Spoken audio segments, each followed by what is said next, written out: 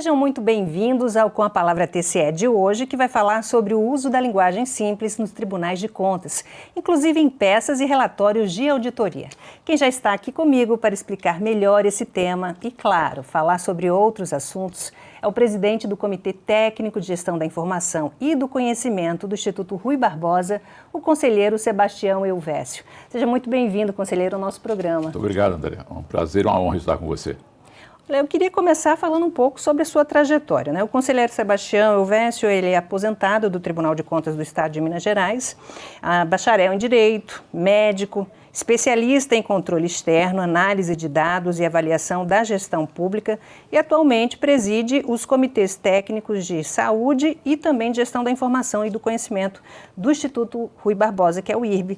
Então, assim, temos muita coisa para falar com esse extenso currículo que o senhor tem e eu queria começar, né, falando sobre essa questão do uso da linguagem simples nos tribunais de contas. Como é que os tribunais observaram a necessidade de adotar essa modificação? Olha, na verdade, esse movimento começa no Poder Judiciário, quando, a partir de sentenças prolatadas, se verificava que o cidadão comum não conseguia entender exatamente qual era o teor da decisão. Nos tribunais de contas, a data dessa virada de interpretação foi o ano de 2019. Nessa oportunidade, num congresso internacional dos tribunais de contas que aconteceu na cidade de Moscou, na Rússia, todos os tribunais de contas do mundo, e são 195, acordaram que precisavam fazer as suas decisões de maneira mais simples para que o cidadão comum pudesse entender o que estava sendo decidido. Isso se aplica tanto nas sentenças quanto também nos relatórios de auditoria. E no caso específico brasileiro, além dessa questão absolutamente fundamental, se soma a nossa característica de federação, porque no mundo hoje existem apenas 24 países que são federação.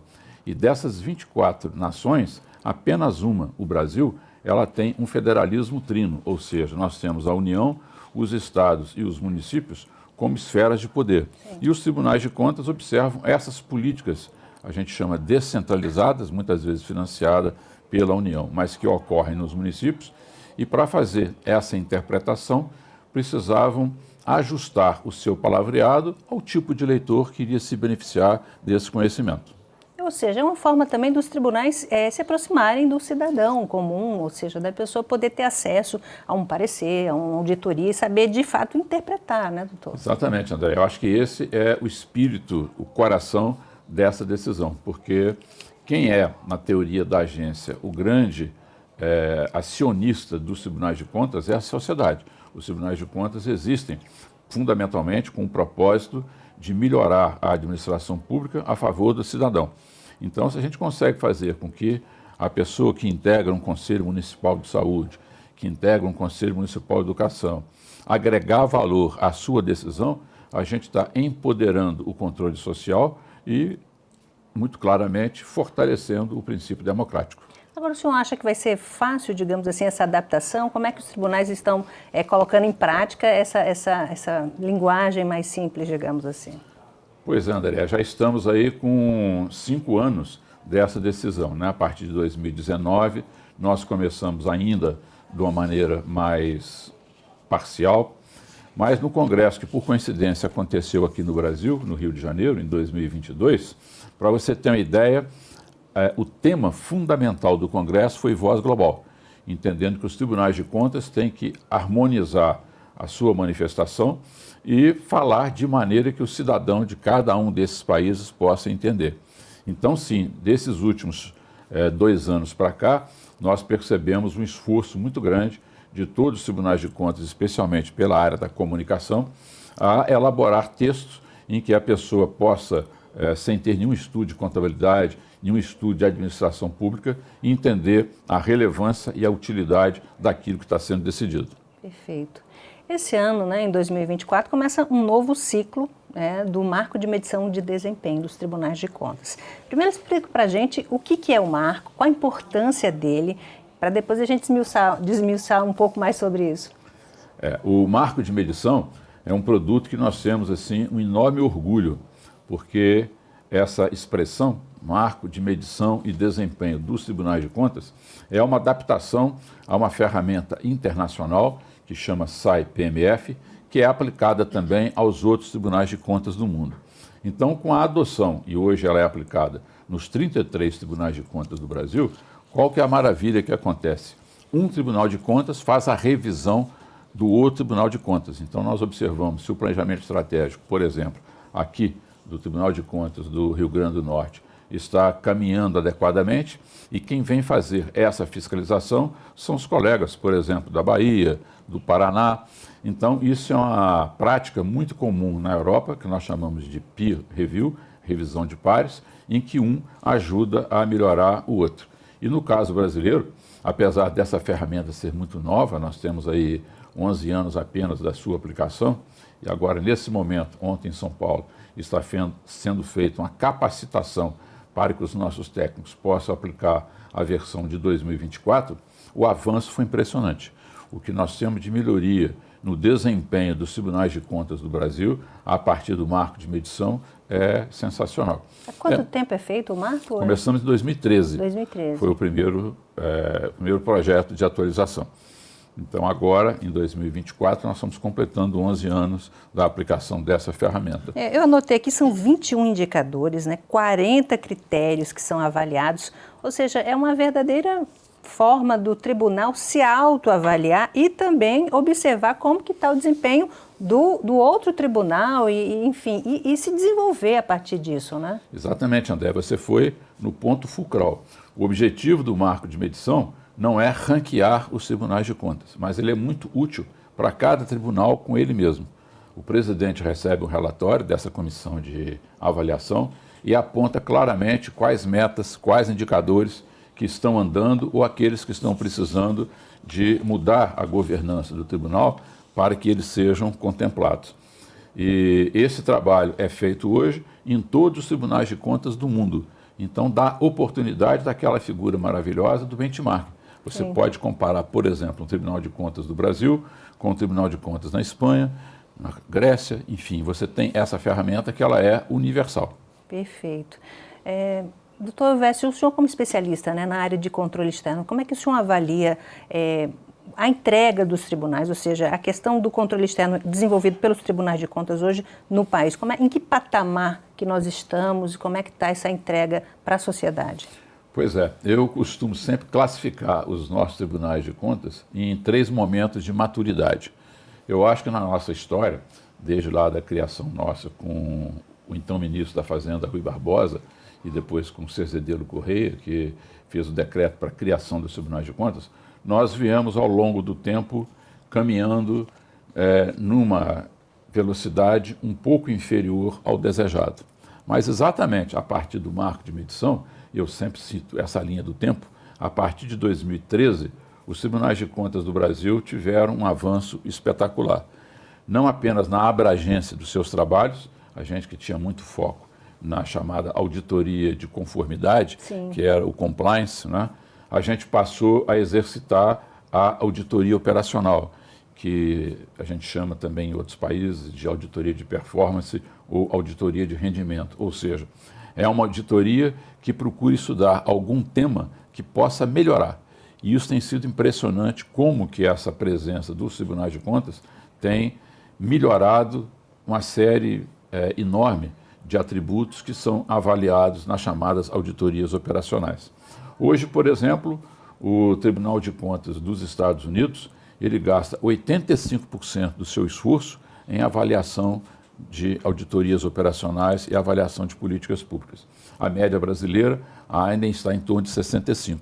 Mas, em compensação, nós temos muitos tribunais de contas europeus que não chegam a 10% do seu esforço para fazer a avaliação de auditorias operacionais. É um cenário internacional em que todos nós vamos melhorando. E é interessante o telespectador que está nos acompanhando, para tentar dar uma leveza, ficar um pouco mais didático o nosso tema, a organização dos tribunais de contas no mundo reflete muito a Guerra Napoleônica, especialmente aquele momento do conflito entre a França e a Inglaterra. Curioso que exatamente a partir de 1808, o mundo se divide também no controle em 2 grandes grupos. Um grupo que se alinha ao modelo francófono, em que a gente faz julgamento, que a gente tem o poder de aplicar sanção, e o modelo anglo-saxônico, que era liderado na época pela Inglaterra, hoje certamente é pelos Estados Unidos, em que não tem julgamento, faz apenas um trabalho de auditoria e encaminha esse trabalho para o parlamento. Então, hoje, esses dois modelos convivem no universo dos 195 países que formam a Intosai. E o que é interessante? Desses aqui, do nosso grupo latino, são mais ou menos 25%. E desse grupo anglo-saxônico, cerca de 75% das instituições. Então, nós tivemos que avançar muito para mostrar essa utilidade e relevância de uma sentença nos tribunais de contas, que faz toda a diferença. A gente, quando faz essa análise do marco de medição, quando você vai ter o emprego do recurso público apreciado numa sentença no Tribunal de Contas, o gestor procura entregar um resultado melhor do que se fosse apenas para entregar para um órgão de auditoria onde não tem o julgamento. Então, esse é o cenário internacional e que nós, felizmente, aqui no Brasil, é com muito orgulho que eu digo isso, lideramos mundialmente essa questão da jurisdição. Porque o nosso constituinte foi muito sábio. Ele entendeu que cada um dos tribunais de contas estaduais, ele era independente. Então, hoje no Brasil, nós temos 33 tribunais de contas, todos eles ajustados dentro dessa metodologia fundamentada na jurisdição. Perfeito. O senhor presidiu o Instituto Rui Barbosa, foi vice-presidente também, atualmente é presidente de comitês, enfim, qual a importância, né, do Instituto Rui Barbosa para a promoção, né, de um bom controle externo desenvolvido pelos tribunais de contas, enfim, qual a importância dessa entidade hoje no país? Aí, André, a gente pode voltar aqui um pouquinho no tempo e estamos aqui em Natal, mas se subirmos um pouquinho mais ao norte, em Belém do Pará, há 50 anos atrás, um grupo de conselheiros, num encontro como esse que estamos aqui participando, teve a ideia de criar o Instituto Rui Barbosa. Então, o Rui Barbosa hoje tem 50 anos de idade e, ao longo desse tempo, ele foi exatamente trabalhando como sendo o que eu sempre denomino, no nosso slogan, a casa do conhecimento dos tribunais de contas. Então, é um sistema de compartilhar as experiências, quem já está um pouco mais na frente dá as mãos para trazer aquele outro que naquele tema está um pouco mais atrasado, e assim todos nós vamos seguindo o lema da Agenda 2030, que é não deixar ninguém para trás. Então nós vamos trabalhando para que os tribunais todos consigam ter um mínimo de performance em todo o país. Eu fico muito feliz que quando nós olhamos o marco de medição, é visível esse crescimento do desempenho dos tribunais de contas do Brasil. Isso é muito bom, né? Muito bom de se ver, né? Te acompanhar do zero e hoje, depois de alguns anos, ver quanto que foi esse avanço, né? E aí, André, eu acho muito interessante, porque nessa perspectiva, o marco de medição, nós nunca divulgamos o ranqueamento. Sim. Quem tirou a nota maior ou quem teve a nota do 33º, porque esse não é o objetivo. O objetivo é cada um dos tribunais com ele mesmo. Então, nós mostramos, você está em tal lugar e você, no último ano, avançou tanto.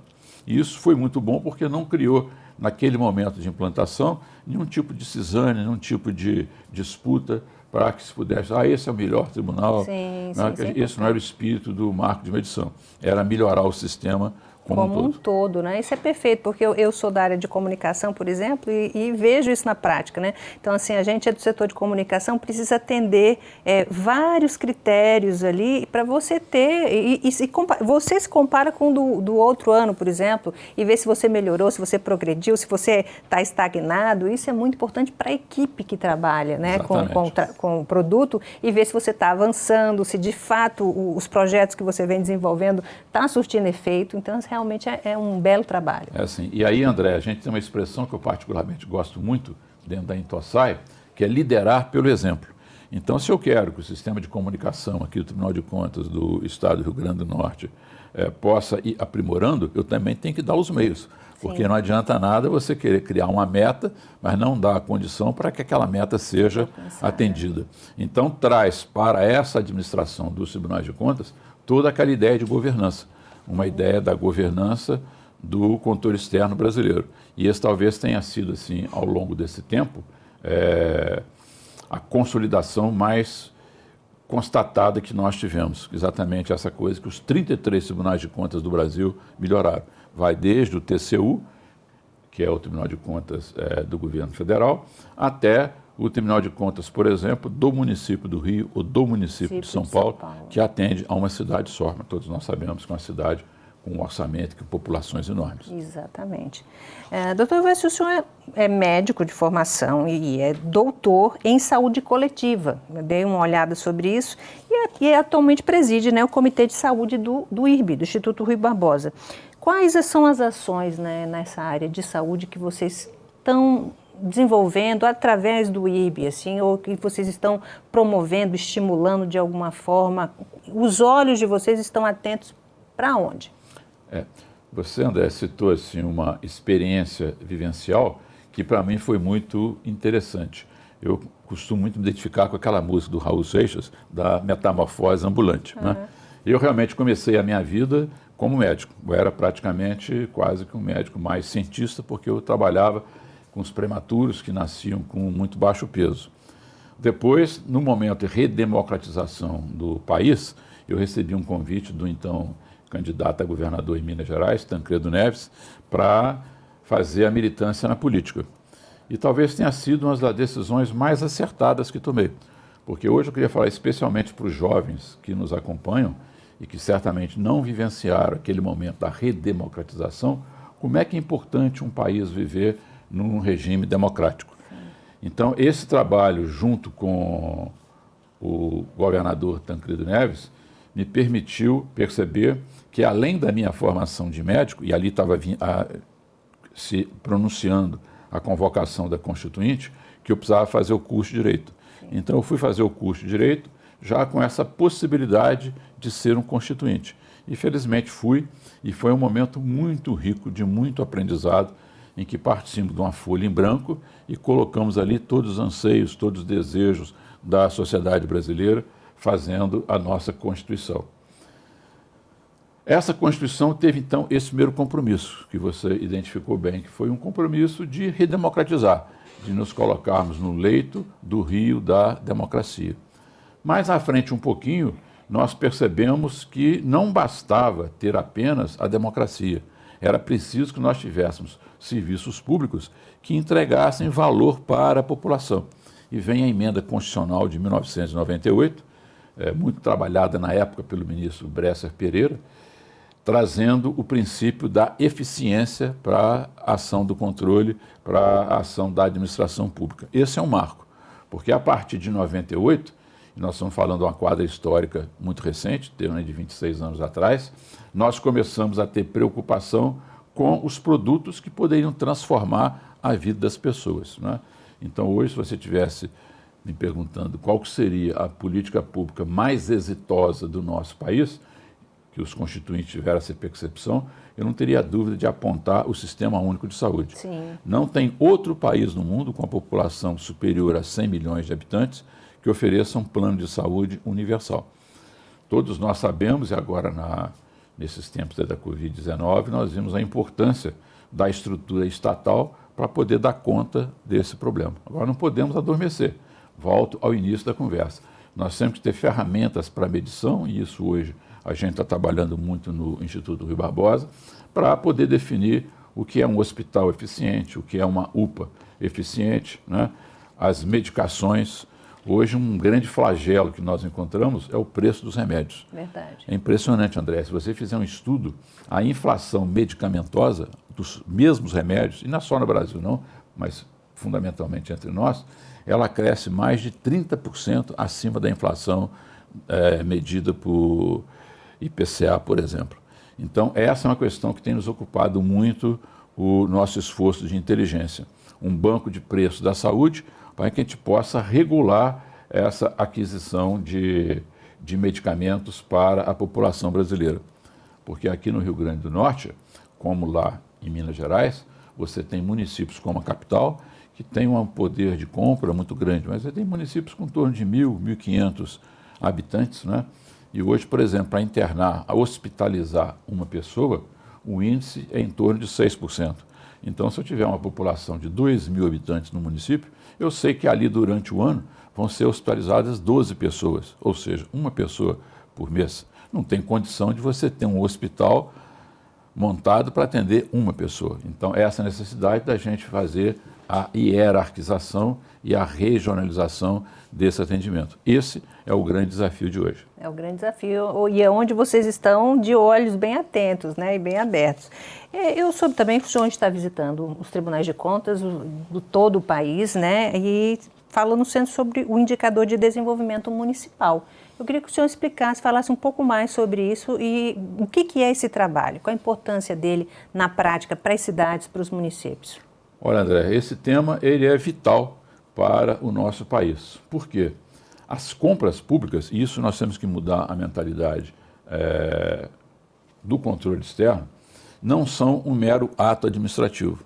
Quando eu faço uma opção de uma licitação para comprar algum bem, algum serviço para a administração pública, a primeira diretriz que eu devo estar alinhado é com o desenvolvimento nacional. A compra pública ela tem um poder enorme de induzir o desenvolvimento. Só para você ter uma ideia, a literatura internacional fala que ela corresponde a cerca de 12% do PIB. Nossa. Mas os nossos estudos aqui no Brasil estão mostrando que esse número é superior a 15%. Então, a compra pública é um motor potente para transformar uma região. Então, você pega, por exemplo, uma cidade como Mossoró, aqui no Rio Grande do Norte, que tem toda a sua característica cultural, você tem que estimular que as compras públicas para atender a prefeitura daquele município, preferencialmente sejam feitas pelas microempresas, pelas empresas de pequeno porte que estão naquele território ou que pelo menos estejam dentro do Rio Grande do Norte, porque você vai fomentar a circulação do dinheiro nessas comunidades. Na minha cabeça eu não consigo entender, por exemplo, quando você tem uma escola rural e você tem ali um pai do menino que estuda na escola e ele pode fornecer o leite, pode fornecer o frango, a diretora tem que fazer uma licitação e vir uma firma lá de Campinas para ganhar a licitação e entregar uma linguiça, entregar algum... É o que a gente vê dilatado. Na prática acontecer, né? Então, isso é um caminho que tem modificado. Nós, em Minas, avançamos demais, exatamente também, mais uma vez, voltando em 2013, quando começamos a monitorar com nossa unidade de inteligência, que é o Suricato, essas compras públicas. E esse número... eu tenho ele na minha memória, porque inclusive eu apresentei hoje na palestra, foram 890 milhões de reais injetados na economia mineira, simplesmente pela fiscalização da efetividade da Lei Complementar 123, a Lei das Microempresas. Agora, doutor Elvésio, como é que desata esses nós? Como é que, por exemplo, o exemplo que o senhor usou, o diretor da escola ele vai poder, digamos, comprar direto daquele pai do aluno, assim? Como é que isso pode ser possível dentro das regras? Isso, a regra, conforme diria o Arnaldo César Coelho, é clara. Você pode fazer essa modificação. O que precisa fazer? O Tribunal de Contas mostrar o caminho para fazer a motivação. Então, você pode criar um edital para atender aquela especificidade, não é? Hoje nós estamos com a lei nova, 14.133, que entrou em vigor em 1º de abril de 2021, fazendo este apontamento. E demora exatamente um tempinho, por isso que os tribunais de contas são vitais, para quem fez esse procedimento, venha até o Tribunal de Contas e o tribunal aprova aquela licitação. Pronto, a partir desse momento você tem a segurança jurídica. Agora, tudo que é novo, e voltamos para a sua fala inicial da conversa jurídica, se eu ficar preso apenas àquele texto da Lei 14.133 e não fizer essa interpretação cidadã, você não dá esse passo em direção a essa transformação. Então, esse suporte, digamos assim, dos tribunais de contas, junto aos gestores, assim, é fundamental para essa melhoria, digamos assim, porque é bom para todo mundo. Isso. Todo mundo ganha, né? Todo mundo ganha, é um ganha-ganha. E está escrito lá na nossa Constituição. Se o amigo de casa pegar a nossa Constituição da República Federativa do Brasil, no artigo 3º, o inciso 2 está ali apontado, promover o desenvolvimento nacional. Então, o Tribunal de Contas tem compromisso, sim, em promover o desenvolvimento nacional. E essas pessoas que estão lá no ambiente com maior dificuldade para terem a sua produtividade, têm de ser tratadas de um modo diferente. Doutor Elvésio, vamos aproveitar esse momento, né, que o senhor tem uma vasta experiência no setor público, né, no controle externo, na vida pública como parlamentar, enfim. E eu queria que o senhor passasse uma mensagem, digamos, aqui para quem está nos assistindo, para os gestores, para os jurisdicionados de uma forma geral. Qual é essa mensagem que o senhor queria deixar, digamos assim, para esse público? Olha, a minha mensagem para todos que estão na administração pública é que vocês tenham orgulho do que estão fazendo. Eu acho que o nosso Sistema Único de Saúde, quando foi aplaudido em muitos e muitos momentos aí na época da Covid, retrata exatamente um ponto que ao longo da nossa quadra histórica não foi reconhecido. Como que a administração pública, como que a boa gestão transforma a vida das pessoas. Então esta é a minha mensagem fundamental, que cada um de vocês que tenha um espaço na administração, seja uma diretora de escola, seja o responsável pelo transporte aqui na Assembleia Legislativa, seja lá no Tribunal de Contas o responsável pela realização das auditorias, entendam que todos nós temos de convergir o nosso esforço para melhorar a vida das pessoas. O que todos esperam de nós é que as nossas instituições possam ser úteis e relevantes. Como? Sendo válidas para esse movimento de empoderar as pessoas. Então, quando você pega, por exemplo, numa agricultura familiar, a pessoa tem ali aquela produção daquele alimento fresquinho, in natura, e precisa apenas a administração pública chegar ali e viabilizar para ele entregar o produto de maneira formal, isso é cidadania pura. E esses gestos é que são gestos de transformação, né? Então, ao fim e a cabo, eu faço uma homenagem muito grande a todos aqueles que militam na administração pública, porque não é fácil hoje, eu digo com experiência, que eu já tive a oportunidade de ser, no meu estado, secretário de Estado da Saúde, você enfrentar todas essas modificações, esse dinamismo da nossa sociedade em tempos de rede social. Verdade. Muitas vezes você tem uma crítica que é indevida, mas com essa situação da mídia, né, especialmente aí, com fake news e outras tantas manifestações, a pessoa, para se expor a ser um gestor, tem que ter realmente um espírito muito grande. E o segundo conselho que eu daria, André, se você quer ser um bom gestor, trate com muito carinho do seu controlador interno. Não coloque como controlador interno da sua prefeitura, da sua administração, uma pessoa simplesmente porque é seu amigo. Se você coloca uma pessoa ali competente, que vai tratar dessa questão do compliance, é o que eu digo como médico, você está fazendo uma prevenção de problemas futuros. E nós, tribunais de contas, cada vez estamos valorizando mais um bom controlador interno. E esse enleamento entre o controle interno e o controle externo é o que vai garantir o sucesso de uma boa administração pública. Muito bem, muito obrigada, doutor Elvésio, pela sua participação, por todas essas informações. Muito obrigada pela sua presença aqui no nosso programa. Eu que agradeço a oportunidade de estar aqui em Natal, né, a cidade dos Reis Magos, e quem sabe que todos nós possamos nos beber dessa inspiração de fazer sempre da administração pública um presente para aquele que precisa dela. Obrigada. E obrigada a você que está nos assistindo. Até o próximo programa. Até lá.